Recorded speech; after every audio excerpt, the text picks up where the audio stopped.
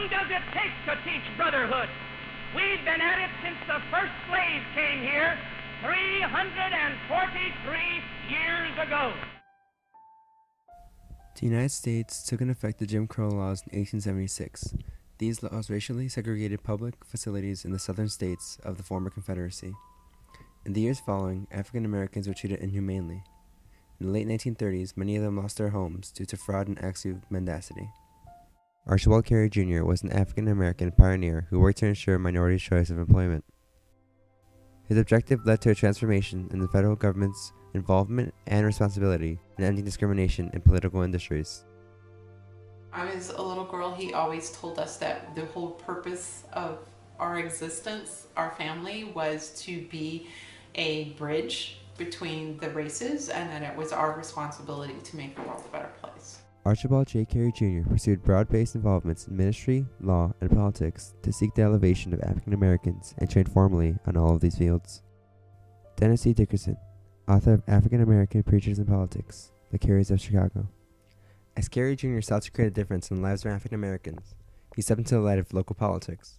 In 1947, Archibald Carey Jr. was elected city alderman of the 3rd Ward in Chicago, and served until 1955. ComEd's contract with the city of Chicago was going to expire on September 17, 1947, and they held a meeting regarding a new contract. They decided on the new terms of the contract, and only one was of major importance. It stated, the company will engage in no unfair employment practices on account of race, color, religion, and national origin. Carey, as 3rd Ward alderman, pushed for the measure. Wherever he went, the impetus of a rights went, Holden remembers.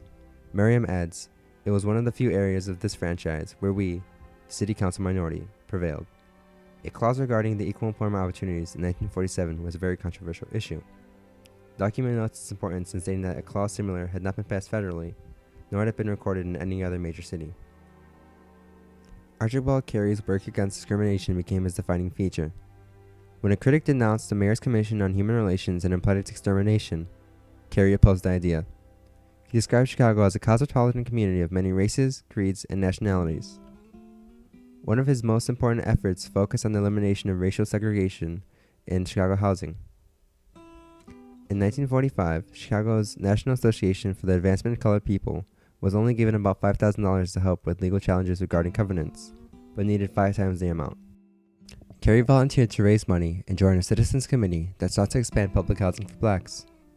From then on, Carey continued to support the NAACP and used his church's weekly radio broadcast to advise African Americans to exercise restraint. On September 15, 1947, he introduced a bill which declared that there should be housing units built with private funds, with public aid provided for housing units. The minorities of Chicago sent many telegrams to the mayor and began to urge undecided aldermen to vote in favor of the bill. On March 2, 1949, votes were cast for the bill. Only 13 of the 50 members of the Chicago City Council voted in favor. Kennelly, mayor of Chicago from 1947 to 1955, spoke out against the clause, and Carey blamed him for its defeat. The GOP admired Archibald Carey Jr. for his support and position as a Republican alderman. As a result, Werner W. Schroeder asked him to speak at the 1952 Republican National Convention in Chicago. Carey spoke of the equality he wished to see among minorities, especially the African American community. Carey received much praise from fellow African American colleagues, as well as people around the United States. In his speech, Carey stated his support for Eisenhower. In addition, he challenged Republicans to take advantage of their opportunities to attract African American voters. Carey credited the party for ending slavery and releasing the grip of monopolies. Sometimes I'm asked, what does the Negro American want? The answer is nothing special, just what everybody else wants. Nothing more and nothing less.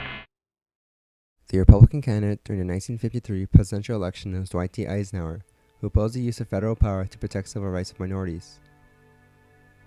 Black Republicans wanted more from the GOP and were disappointed with their lack of concern. One exception was Vice President nominee Richard M. Nixon, who believed that the Republican Party should have been more protecting of the civil rights of African Americans. At the candidate's request, Carey spoke to Eisenhower in August 1952 to discuss the issues of African Americans. Kerry claimed that Eisenhower was interested in the discussion, as he spoke 10 to 12 minutes about poll taxes, military segregation, and discriminatory election laws. After Kerry left, Eisenhower stated, "Alderman Kerry, I believe in the Declaration of Independence, every detail of it. I want to see that every promise of it is made real for all of our people." Kerry later agreed to serve as a consultant for Eisenhower on African American civil rights, many times speaking on behalf of Eisenhower. During the campaign, Kerry went all over the U.S. to gain support for Eisenhower and Nixon, as he promised his audiences that bills concerning civil rights would come into law. His commitment was a huge factor in the Republican victory of 1953. Due to views that the U.S. treated the minorities badly, Eisenhower had pressure put upon him to put an end to racial discrimination. On January 18, 1955, Eisenhower established the President's Committee on Government Employment Policy to fight racial discrimination in federal departments and agencies. The committee worked to develop policies against job discrimination in hiring and promotion. It also investigated complaints of federal agencies and officials whom engaged in unfair employment practices. Kerry was originally appointed vice chair, later becoming head of the committee. The 5-member committee included 2 African Americans, Ernest Wilkins and Archibald Kerry Jr. Kerry Jr. looked over thousands of professional and service positions within the government. The committee began to form policies against job discrimination in hiring and promotion, along with investigating complaints that federal agencies and officials were engaging in unfair employment. Kerry Jr. served as the chairman until the end of Eisenhower's presidency in 1961. Kerry's leadership role in the committee became very well known to African Americans, as they sent employment grievances directly to him. Between May 1, 1956 and January 18, 1958, Kerry and his colleagues received 271 reports of discrimination, with 243 of those incoming from blacks. In nearly half of those cases, the committee's investigation found no discrimination. In some, corrective action or explanation were offered.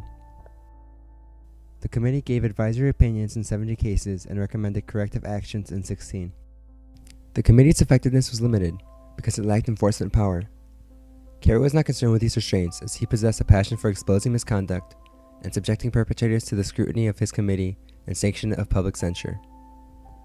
Committee members took action as they investigated federal employment policies even when companies had not been filed. In 1959, area conferences had taken place in 33 cities, and discussions had occurred with 3,300 federal workers. By the time Eisenhower had left office in 1961, the PCGE had addressed more than 1,000 complaints regarding discrimination, claiming corrective action of 96% of them. In 1961, the Chicago Urban League, a group focused on African American rights, criticized the work of Archibald Kerry Jr. in the PCGE. The Urban League told Kerry that his committee was reluctant to survey hiring practices in some departments. They stated that Kerry's improvements were not good enough, and that they should have gone on with more vigor and determination. Equal employment opportunity is still a concern of modern-day America. From 1954 to 2013, the unemployment rate of African Americans is averaged at 2.2 times more than that of white Americans. Some may hold this reasoning to the contrast in the percentage of African Americans with tertiary education in comparison to that of white Americans. The Huffington Post reports that more than half of male African American high school dropouts are unemployed. The U.S. Bureau of Statistics reports that the unemployment rate of African Americans ages 16 through 19 is 393% higher than that of the national average. It should be a concern of today's political leaders, as it was for Archibald Kerry Jr., to change these statistics and give equal employment opportunity to every American. All we want is the right to live and work and play, to vote and get an education and be promoted, to fight for our country and hope to be president like everyone else. More than that we do not ask, but with less than that we shall never be content.